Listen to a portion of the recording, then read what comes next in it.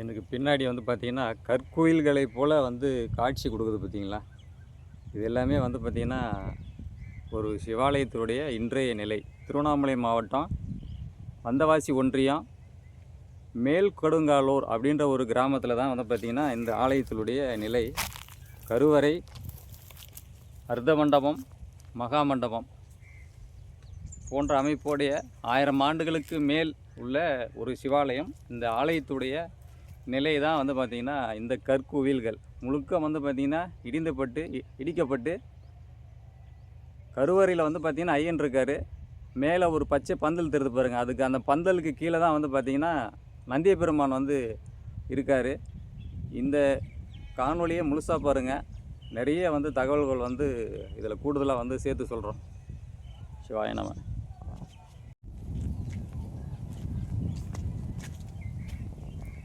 பெரிய பெரிய கற்களை கொண்டு செய்யப்பட்ட ஒரு ஆலயம். மகாமண்டபத்தின் முன்பகுதியில் இருக்கக்கூடிய கற்கள் எல்லாம் பாருங்கள். 10 அடி 15 அடி இருக்கக்கூடிய கற்கள் தான் எல்லாமே வந்து பார்த்திங்கன்னா. மகாமண்டபமும் அதே மாதிரி பார்த்திங்கன்னா அர்த்த மண்டபமும் சரிந்து விழுந்து ஐயன் வந்து பாருங்கள் நந்திய பெருமான் இருக்கார். இந்த ஆலயங்கள்லாம் இப்போ இருக்கக்கூடிய காலகட்டங்களில் வந்து செய்கிறது அப்படின்னு நினைக்கும் போது எத்தனை கோடிகள் செலவாகும் அப்படின்னு தெரியாது. அந்த அளவுக்கு வந்து பார்த்திங்கன்னா 1000 ஆண்டுகளுக்கு முன்பு தொழில்நுட்பத்தோடு வந்து கட்டப்பட்டிருக்காங்க.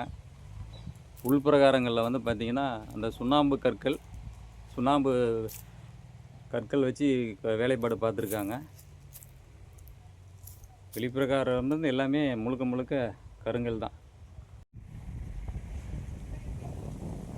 மேல் பகுதி வந்து பார்த்திங்கன்னா ரொம்ப வந்து டேமேஜாக தான் இருக்குது. அது எந்த சூழ்நிலையை வேணாலும் எப்போ வேணாலும் வந்து கீழே வந்து விழலாம். அந்த சூழ்நிலை தான் இருக்குது. கருவறையில் இருக்குது. ஐயனுக்கு வந்து அபிஷேகம் செய்தோம்னா அந்த ஊற்றக்கூடிய தண்ணீர் வந்து பார்த்திங்கன்னா இந்த வழியாக தான் வரும். ஆனால் இதுவே வந்து பார்த்திங்கன்னா உள்வாங்கிடுச்சு. உங்களுக்கு பார்த்தா தெரியும்.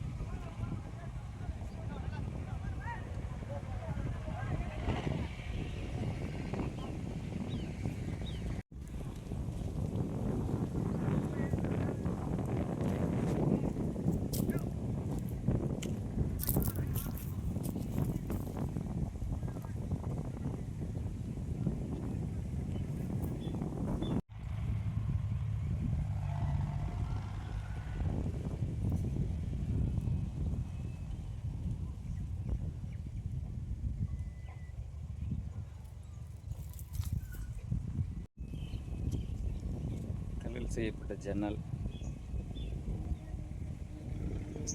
இதுதான் வந்து பார்த்திங்கன்னா சிவாலயத்தினுடைய நிலை.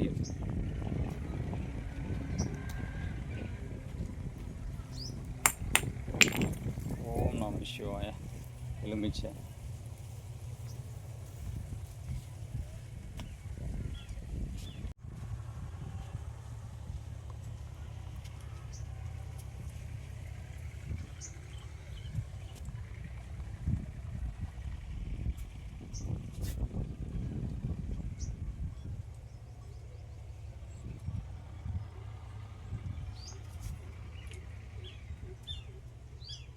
ஓம் நம சிவாய.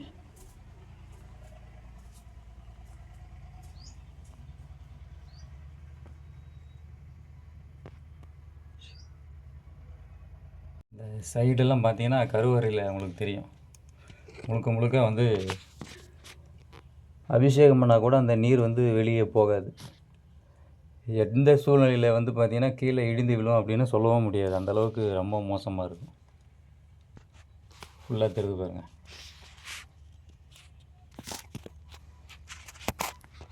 அப்படியே வந்து மேல் பகுதியும் பார்த்திங்கன்னா ஃபுல்லாகவே மேலேயும் போயிடுச்சு.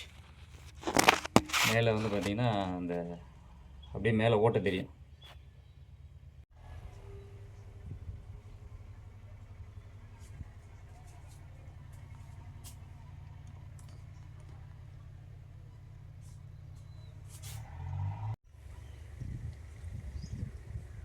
நந்திய பெருமானுக்கு தற்காலிகமாக வந்து பார்த்திங்கன்னா ஓலையில் வந்து பந்தல் மாதிரி போட்டு நிழல் கொடுத்துருக்காங்க.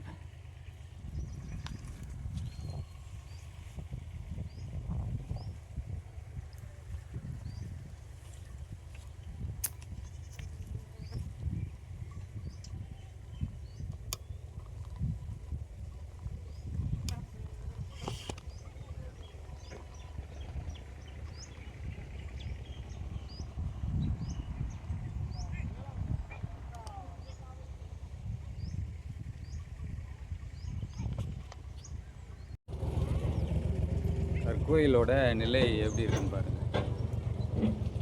இதுதான் இன்றைய நிலை.